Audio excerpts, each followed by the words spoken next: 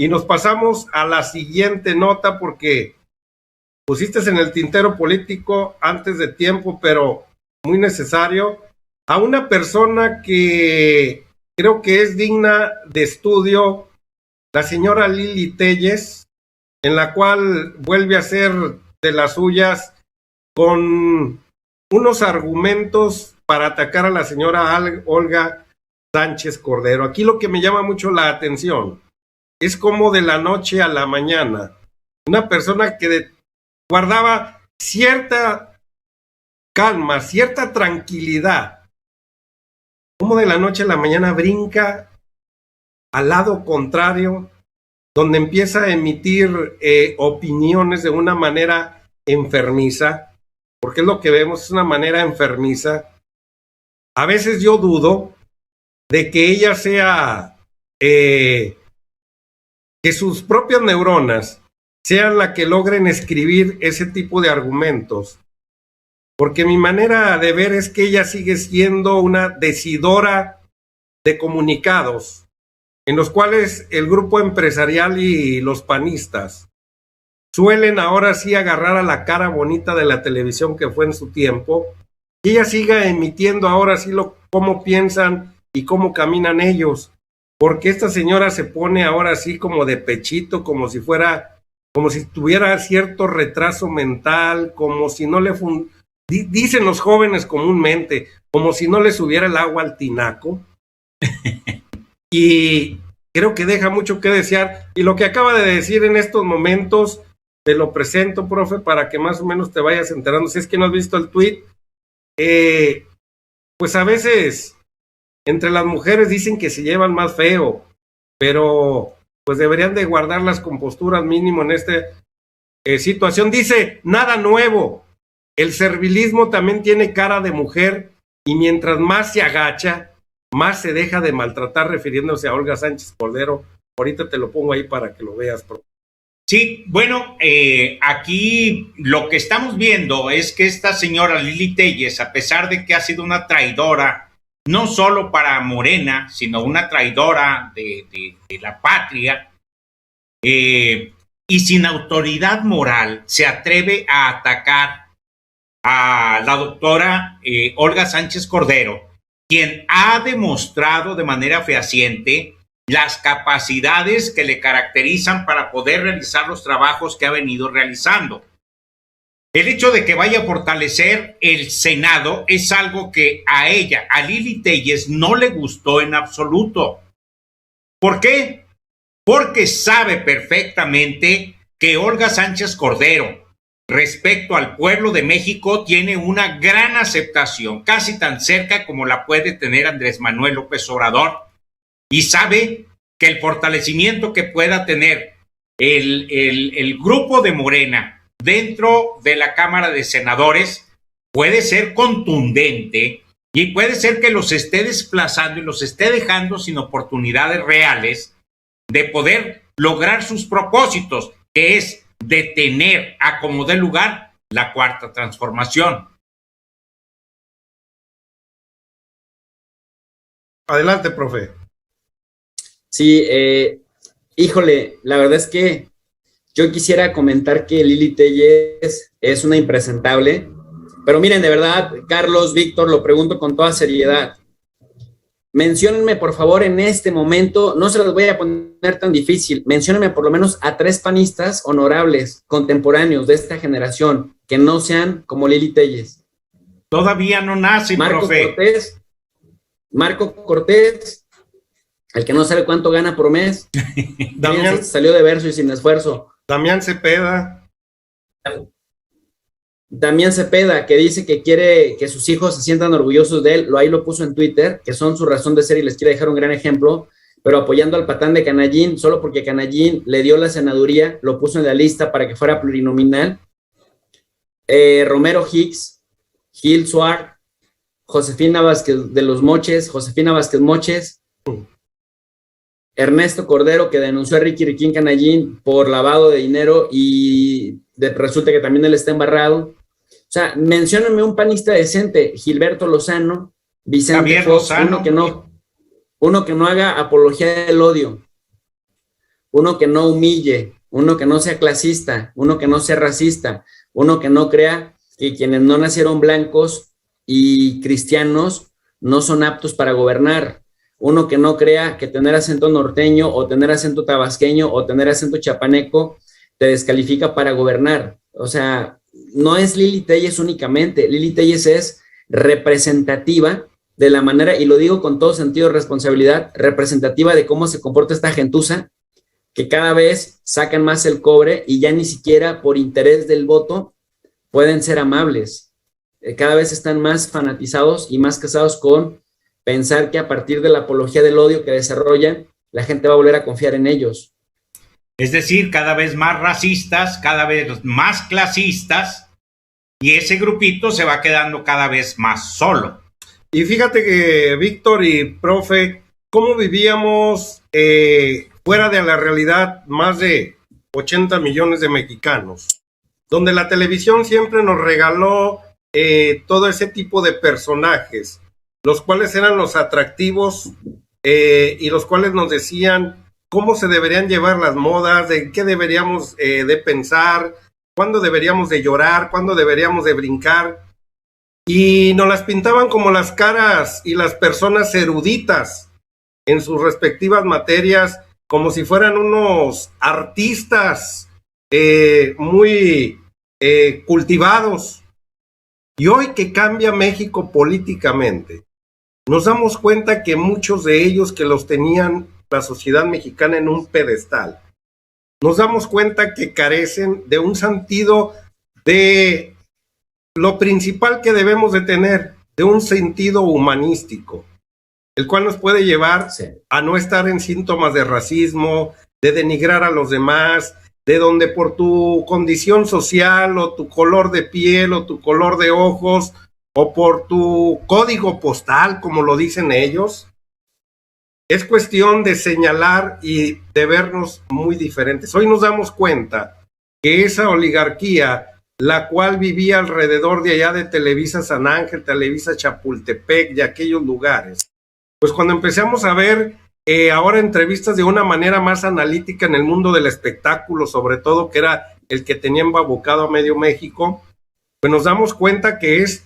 un grupito de personas los cuales controlaban ahora sí los medios en los cuales nos tenían muy entretenidos al respecto, y Lili Téllez suele formar parte de ese grupúsculo que pues hoy nos damos cuenta que no son los que nos pintaban en el pasado, y hoy en el presente nos damos cuenta que son personajes que cuando los invitan a opinar y a debatir se quedan demasiado cortos en los argumentos en los cuales presentan, y que también fueron creados para hacer una tarea y en la cual la hacen muy bien de esa manera, pero cuando lo sacas de su área de confort, duelen ahora sí de que les brille el cobre. Creo que la señora Lili Téllez nada tiene que estar haciendo de senadora, creo que sigue siendo la bufona, como bien lo dice aquí el profe Víctor Corral, de la gente conservadora, y tristemente, lo digo,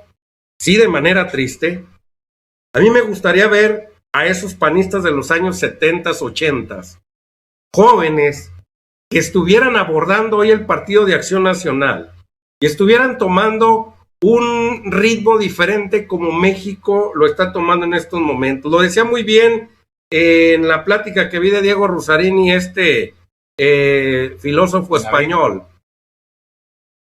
Hablaban sobre capitalismo y decían muy bien de esta manera: los verdaderos hombres anticapitalistas no son los hombres de izquierda, sino son la clase empresarial mexicana, los cuales sin escrúpulo alguno quieren obtener recursos económicos. Ese no es capitalismo, ese es un capitalismo voraz, en lo cual no te lleva a nada y te lleva a aniquilar ahora sí a la misma especie humana. Y me quedó muy claro eso.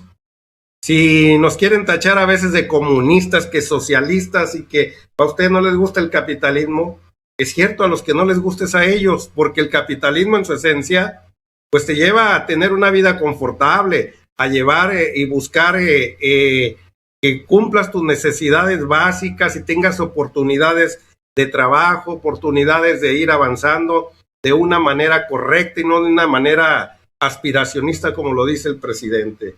Pues esto es Lili Téllez, parte de esa burbuja.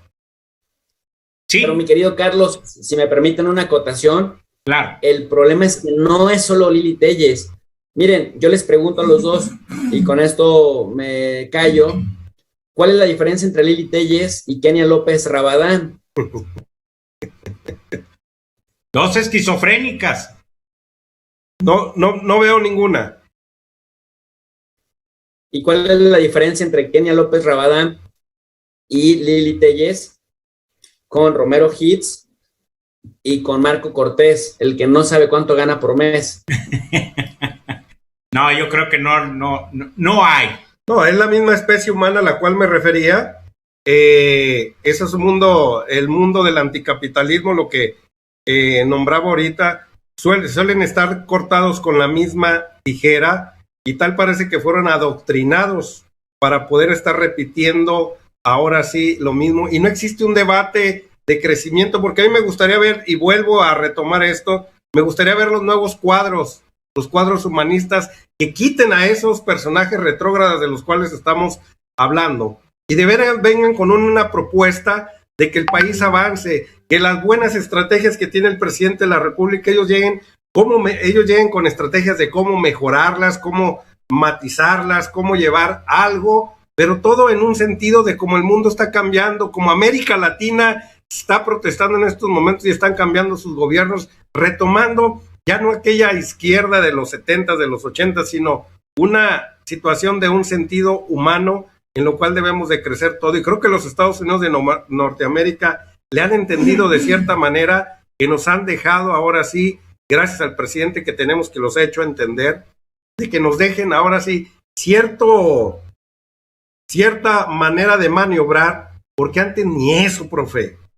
Pues déjenme les comento, amigos, que aquí el circo, la maroma y el teatro es algo que podemos estar viendo mucho en la oposición. Por un lado, unos yendo a acusar al presidente, a la Organización de Estados Americanos, otros buscando cómo evadirse de su responsabilidad. Habló de un gobernador, Silvano Aureoles, llevando consigo tanto un banquito como todas las aparentes evidencias de que las elecciones de junio pasado fueron narcoelecciones. Yo veo a Lili Téllez también como quien encabeza una línea de ataque contra Andrés Manuel López Obrador, como lo ha venido haciendo los Lozano.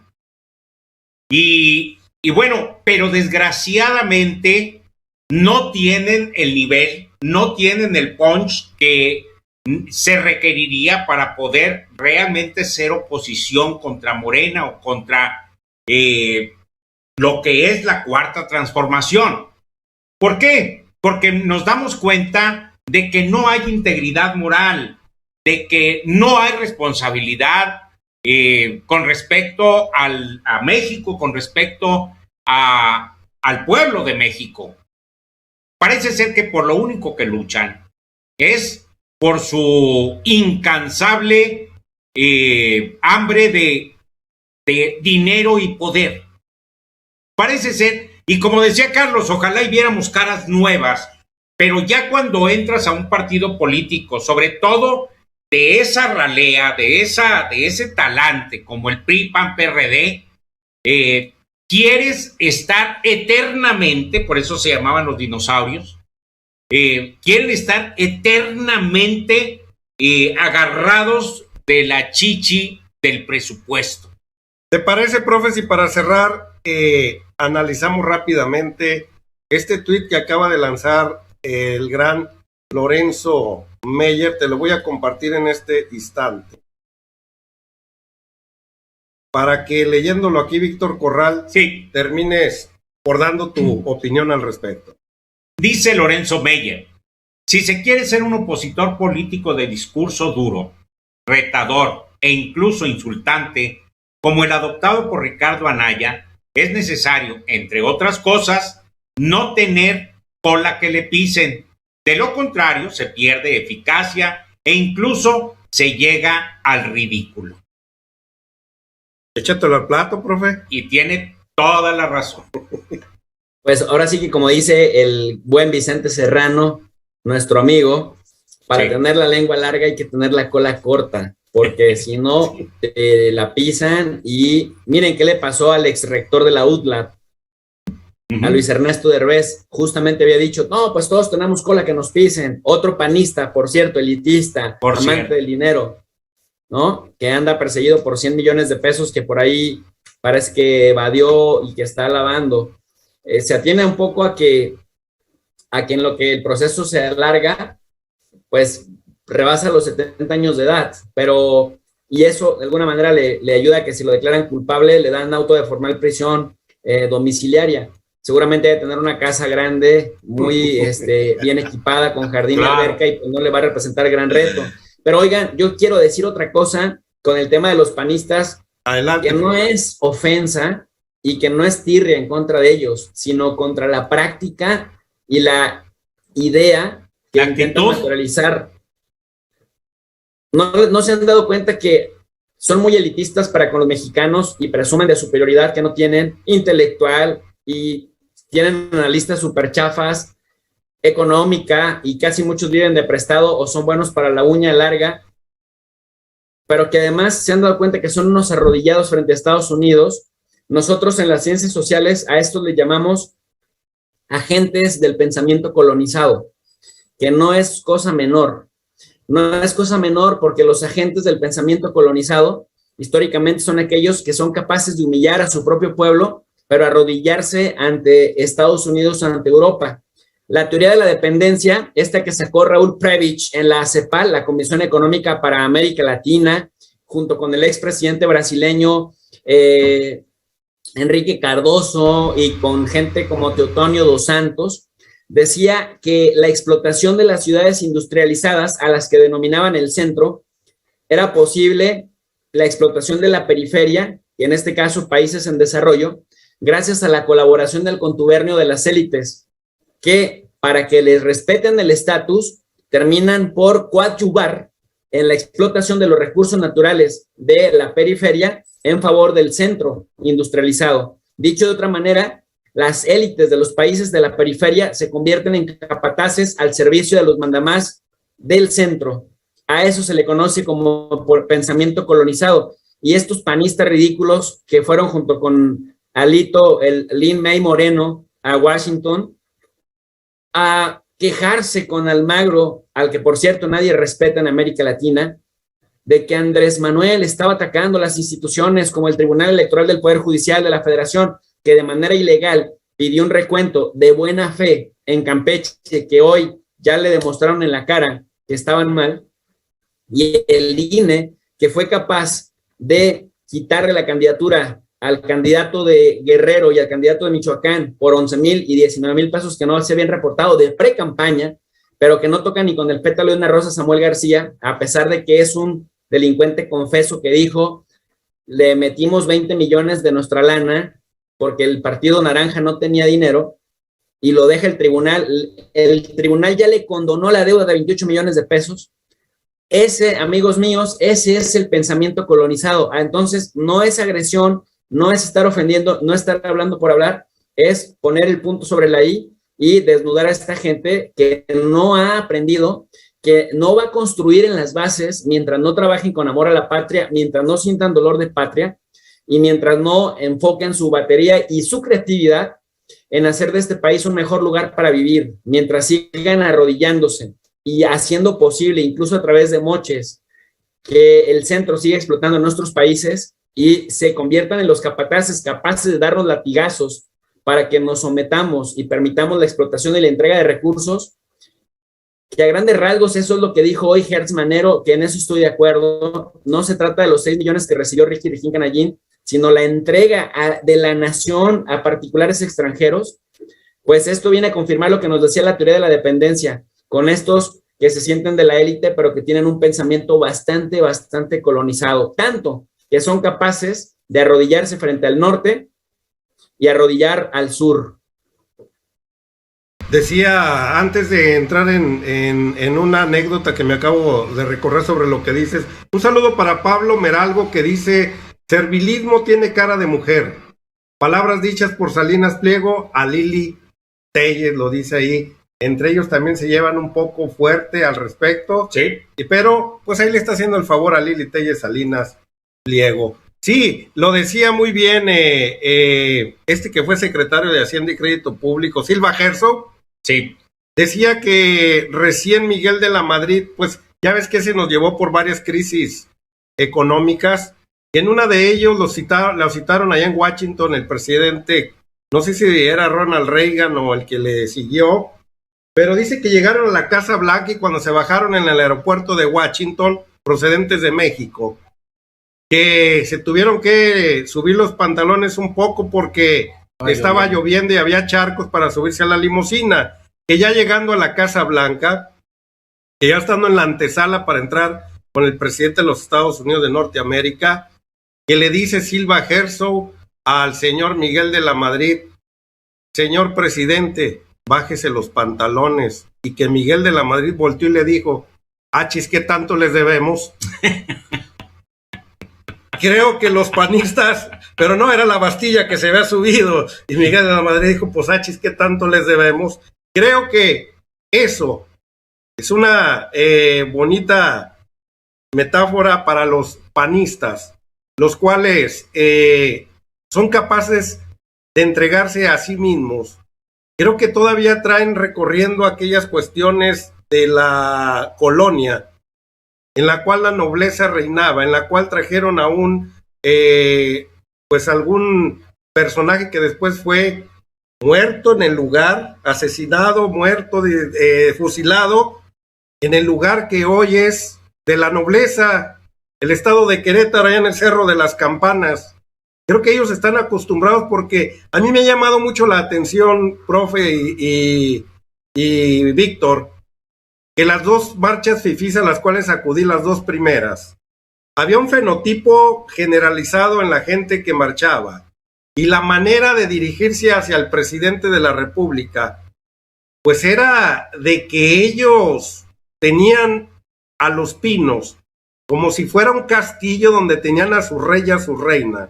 Ellos eran los nobles que estaban alrededor resguardándolo, y se dirigen hacia Palacio Nacional, y sus expresiones denostativas pues eran de que cómo era posible que un personaje de la tez, del color, de la manera de hablar del presidente Andrés Manuel López Obrador estuviera viviendo en un palacio. Yo jamás había vivido ese tipo de argumentos, las caras desencajadas de esa gente de tez blanca que regularmente lo son, ojos de color diferentes al café y al negro, sino ojos claros, personajes con una ignorancia increíble, porque a veces uno tiene la triste historia de que ellos son muy cultos, que ellos viajan mucho, que van a grandes universidades, pero cuando daban sus razones a las preguntas que les hacía uno, creo que la risa no salía de su servidor Carlos Federico, por respeto y porque siguieran. Ahora sí, lo dijiste el otro día sobre la entrevista que hizo Diego Rusarín a Chumel Torres. Tú fuiste el que dijo fue Ramiro Padilla. Sí. Que no era necesario increparlo tanto si solo se hacía harakiri a sí mismo al responder. Solo se atacaba. Lo mismo hacían estos señores al entrevistarlo. No era necesario que puntualizaran, contrarrestar ahora sí los argumentos que traían, sino lo que ellos expresaban era tan irrisorio al grado de que tu servidor ahí entendió algo que jamás había visto, profe, te soy sincero, y Víctor, jamás había sentido que en México existía todavía las clases sociales de la nobleza, y hoy se sienten ultrajados, como bien lo nombras tú, a través de lo que acabas de comentar. ¿Algo con lo que quieran cerrar? Pues yo nada más agradecería al profe por acompañarnos hoy. Siempre es valiosísima sus puntos de vista, sus opiniones, y agradecer a las audiencias que nos han venido siguiendo. Muchísimas gracias. Nuevamente una disculpa por parte de parte de Richard Dallier, pero en la próxima semana seguramente ya estaremos todos juntos. Profe. Yo agradecer a don Víctor por sus generosas palabras, agradecer a Carlos Federico por el espacio y la confianza de invitarme cada viernes, agradecerle también al buen Richard Dallier, que fue el que nos contactó, que nos puso en contacto. Y bueno, señalar por aquí, pregunta Blue Demon, que no dijimos las diferencias entre Kenia López Rabadán y Lili Téllez. La respuesta es que no hay, por eso ya no abonamos al asunto, pero son gente de pensamiento colonizado, virreinal, como la época de la colonia, y bueno, no vale más la pena abonar en ese sentido. Decía Alfredo Jalife, hace rato tuvimos en el canal del Chapucero una charla con Jalife y con Aarón Díaz, y con Nacho Rodríguez, por cierto, que utilizaban el apellido López para denostar, pero dice, bueno, si a esas vamos, es uno de los apellidos que más presidentes ha dado este país, López de Santana, López Mateos, ¿no? López Portillo, López Obrador. Entonces, ¿por qué intentan menospreciar el apellido López si ha sido pues un apellido que más se ha repetido en la presidencia? Y en ese sentido, pues es cierto. Pero por su código postal, profe.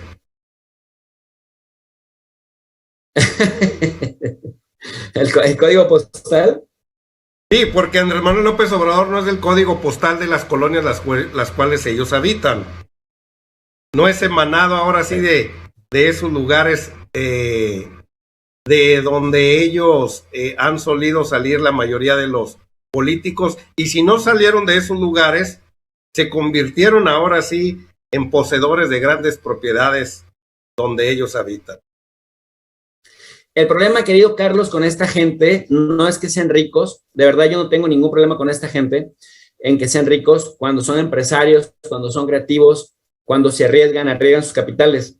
A mí los que me molestan son los de uñas largas, que agarran dinero que no les corresponde, que desvían recursos del presupuesto público y que después, a pesar de que tienen dinero mal habido, se creen mexicanos de primera y tienden a menospreciar al resto de la población, a pesar de que del resto de la población viven y chupan los recursos que no debieran agarrar de forma mala vida. Yo les agradezco muchísimo, le invito a la gente a que se suscriban a nuestros canales, al canal de Conexión MX, Conexión Online, Expansión Política, al canal de Richard Dallier y al canal de Tu Profe de RI, para que tengan una baraja pues completa, tanto de política nacional como de política internacional. Muchas gracias.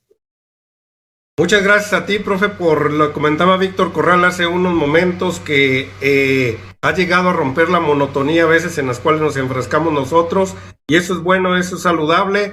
En una ocasión hace año y medio yo tenía mi monotonía en mis monólogos, llega Víctor Corral y rompe con eso de una manera positiva. Le digo, ahora hay que esperar al profe porque ahora él rompe la monotonía entre tú y yo, Vittorio, y sí, llega a aportar más que todo, y así que hay que sacarle jugo a toda la, pues todo lo que el profe, sus opiniones, las cuales son muy acertadas. Un saludo para Valeria Val, Araceli Rubalcaba, que se aparece una vez más aquí con nosotros, Pili de Falconi, que nos están cuidando el chat, porque la importancia también no solo está en las opiniones de sus servidores, sino de la gente que está a través opinando en esos lugares, y las moderadoras cumplen como aquellas Adelitas que lo hacían en su momento en la gesta revolucionaria allá de 1910 a 1920. Profe, una vez más, agradecidos con tu presencia. Vittorio, gente de Expresión Política, nos vemos el próximo viernes. Un abrazo. En una conexión belga, que ahora sí va a estar aquí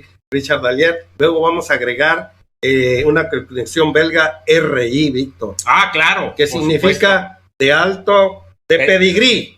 Para que se entienda por ahí. Pedorraje. Dijo ahí Royal Good. Vámonos riendo pues, profe, cuídate mucho.